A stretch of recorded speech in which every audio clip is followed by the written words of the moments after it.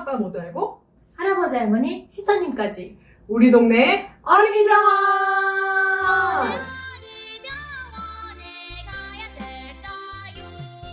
네, 오늘은 지금 성황리에 조회수가 올라가고 있는 댓글 콘텐츠죠. 정말 댓글이 많이 달렸던 네. 또 이 네. 영상이 있죠. 맞아요. 네, 그 바로- 해결을 우리가 또 해야죠. 네, 바로 수면교육입니다. 맞습니다. 네, 네. 수면교육과 밤중 수유. 수유. 밤만 잘 밤중. 자도 진짜 그렇지. 효자야, 효자. 그렇지. 자, 그러면은 질문 들어갑니다. 네. 아이가 자다가 깨면 스스로 머리를 박아요. 이런 경우 어떻게 해야 될까요? 제발 맞아요. 부탁드립니다. 이런 댓글도 있었고요. 또 아이가 자기 전에 머리를 막 좌우로 막 흔들는 댓글도 있고, 뭐 자다가 일어나서 다시 잠이 들려면은 이 과정을 거쳐야 되거든요. 근데 그 과정에서 우리 아이들은 이제 안정감을 취하려고 쪽쪽이도 빨고 이렇게 머리를 좌우로 흔들면은 이 전정기관이라는 데가 움직이면서 또 안정감을 느낄 수가 있어요. 네네. 그리고 이 머리 박는 것도 마찬가지고. 네네. 그러면서 이제 잠드는 과정을 하는 거죠. 근데 나름대로 자기가 노력을 노력하는 하고 거죠. 있는 거예요. 네. 이런 과정은 나이가 들면서 맞아요. 루틴을 잡으면 서서히 좋아지게 되는 거니까 너무 걱정하실 필요는 없고, 다만 머리를 못 박게는 할 수 없으니 박았을 때 상처를 안 나게는 살 수 그렇죠. 있잖아. 네, 그래서 네. 주변에 이제 범퍼 같은 걸로 네. 충분히 이제 커버를 해주시고 아이가 다치지만 않게끔 환경을 만들어 주시는 게 더 중요하겠습니다. 네. 수면 교육 시 아이가 울 때 반응을 보호자가 하지 않는 것이 애착에 문제가 없을까요? 애착은 관계가 계속 쌓여가지고 이 아이가 반복된 경험을 통해서 이제 형성이 되는 거잖아요. 맞아요. 다른 시간 다 잘 지내는데 수면 교육할 때만 반응을 안 해준다. 그거 가지고는 애착에 문제가 생길 가능성이 굉장히 적죠. 근데 예를 들어서 수면 교육을 하는데 부모가 이랬다 저랬다 하면은 그게 최악이죠. 수면 교육도 안 될 뿐더러 아이도 굉장히 불안해집니다. 오늘- 사실 신생아 시기에는 그런 감정적인 교류도 중요하지만 기본적으로 자기한테 제공되는 환경적인 요인이 엄청 크게 영향을 주죠. 이제 어떨 때는 누군가 계속 만져주고 어떨 때는 누가 안아서 재워주는데 어떨 때는 울어도 반응을 안 해줘. 그러면은 얘는 나는 어떻게 해야 되지? 맞아. 계속 세게 오는 거예요. 그렇기 때문에 오히려 일관성을 해치게 되므로 어떤 수면 교육을 선택을 하시건 일관되게 하시는 것이 맞아요. 좋습니다. 다음, 42일차 아기죠. 아이 놀다가 졸리면 울고 안고 걸어야만 잠이 드는데 실눈일 때 눕혀서 토닥토닥 하면 잠이 듭니다. 근데 문제는 잠들고 10분 정도 지나면 다시 깨어서 그치, 다시 울어요. 밤잠은 저렇게 재우면 그래도 4-5시간 자는데 낮잠은 10분 만에 다시 깹니다. 이때 스스로 누워서 잠들게 하고 싶은데 안고 걸으라고 숨이 넘어갈 듯합니다.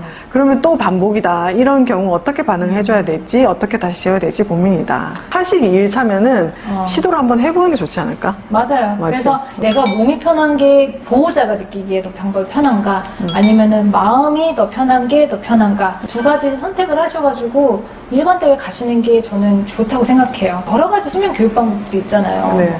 퍼버법도 있고, 뭐 안누법도 있고, 베이비 위스퍼에서 나오는 것도 있고, 그냥 울려라라고 하는 프랑스 육아법도 있고, 여러 가지가 있는데, 그런 어떤 방법을 사용하셔도 상관이 없어요.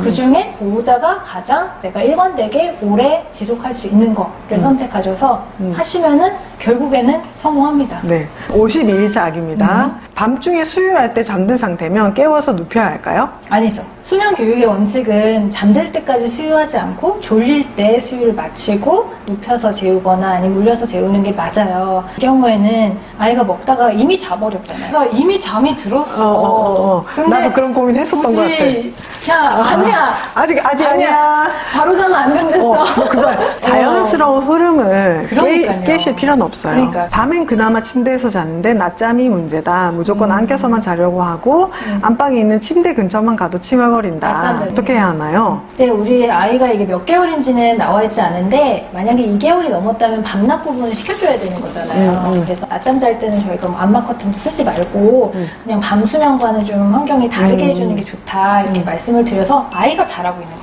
먹는 잠이 좋다 들었는데 먹는다 눕는다 잔다를 설명하신 걸 어떻게 적용해야 할까요? 먹여서 재우는 게 쉽긴 한데 그냥 이건 똑같은 겁니다. 먹을 잠. 먹고 놀고 자면 먹놀잠이 되는 거고 먹고 울고 자면 먹을 잠이 되는 먹고 거고. 쏘서 타고 자면 먹소삼. 그리고 먹고 졸릴 때 눕혀서 자면 잠이 되는 거고. 공통점이 있죠. 그러니까 먹고 바로 안 자는 거지. 바로 안 자는 거죠. 네. 젖먹이다가 잘랑말랑할 때 빼서 눕히면 트림을 언제 시키나요? 이 질문 정말 많더라고. 맞아요. 수유하고 트름을 해야 된다는 거는 사실 의무는 아니에요. 왜냐하면 트름이라는 건 꼭 하고 나와야 되는 게 아니라 그냥 누워있어도 아이가 바둥거리다가 가스가 위로 올라올 수도 있어요. 꼭 하고 재워야 되는 건 아닌데 꼭 해야 되는 애들이 있어요. 그러니까 영아산통이 엄청 심하거나 아니면은 역류가 심해서 하루에도 몇십 번씩 토하는 애들이 있거든요. 그럼 이 친구는 지금 트림을 서너 번 해도 토하는 아기다 하면은 그러면 내내 해야 되겠네. 역류가 있는 친구죠. 그런 친구들은 이제 트림을 하고 재우시는 게 더 안전하죠. 이런 경우에는 이제 사실 수면 교육도 좀 늦게 하는 게 더 좋고요. 아이를 위해서라도. 그리고 바로 눕히면은 가스가 많이 차니까는 힘들어하기 때문에 트림을 시켜주시는 게 좋습니다. 그래서 사실 저희가 졸릴 때 눕혀서 재워라라고 말씀을 드렸지만은 이거는 꼭 그래야 되는 건 아니에요. 그렇죠. 충분히 트림시키고 놀다가 자도 돼요.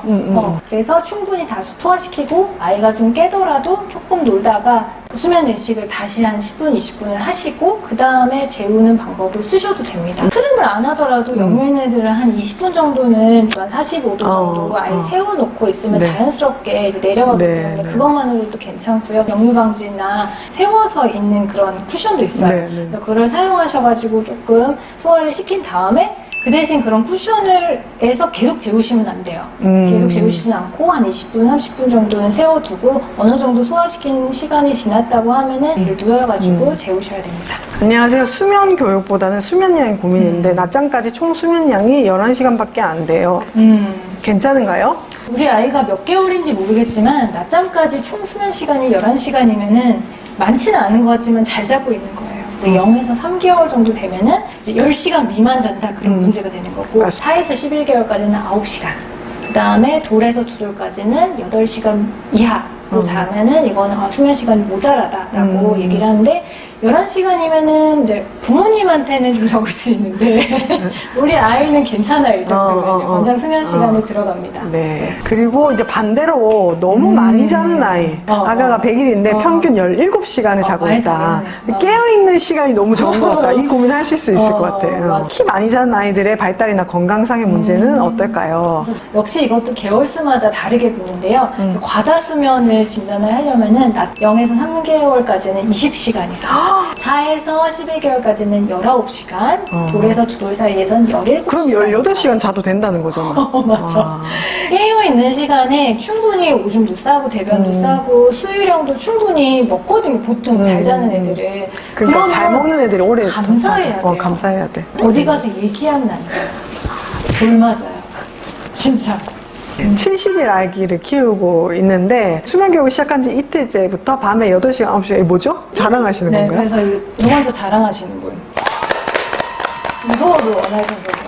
그래서 아이가 따라잡기 성장이 꼭 필요하거나 뭐 아니면 뭐 총수령이 너무 적어서 밤에도 꼭 먹여야 돼 깨워서 그런 애들도 있잖아요. 그런 경우는 뭐 깨워서 먹여야겠지만 뭐 2개월짜리 애가 뭐 8시간을 잔다고 해서 저혈당이 생길까봐 깨워서 먹을 필요는 없다는 거죠. 네네. 철분제, 마그네슘, 칼슘 이런 거 먹여볼까요? 뭐 이런 거 뭐 아연은 뭐 잘 먹이면 뭐 잘 잔다던데 이런 맞아요. 질문들도 많이 주셨거든요. 이게 댓글 질문에는 없었는데 제가 진료실에서 제일 많이 질문 받는 거거든요. 그래서 넣었어요. 그래서 애가 뭘 하면 자꾸 우리 부모님들 뭘 먹이고 싶어요. 이게 약간 옷같이 유행을 타요. 맞아요. 처음에는 이제 철분이 좀 유행했다가 아연이 유행했다가 요새는 마그네슘, 칼슘을 그렇게 또 많이 먹이신단 말이에요. 근데 그렇게 많이 먹고 오시는 부모님들 많은데 그래서 다 하나같이 말씀하시는 게 선생님이 하나 줄 거 없었어요. 이거예요. 왜냐하면 이제 이론적으로 마그네슘, 칼슘 부족으로 인한 수면 장애가 있긴 있거든요. 그 영양제로 해결하기에는 그 영양제에 들어있는 그 칼슘 양이나 마그네슘 양이 굉장히 미미하잖아요. 결국 이제 영양제로 도움받다 하시는 분들은 오비 일하기 많죠.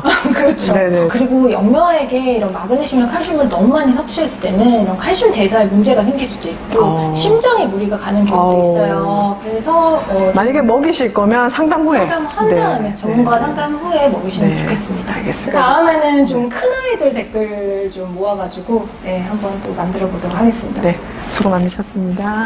다음에 또 봐요. 안녕.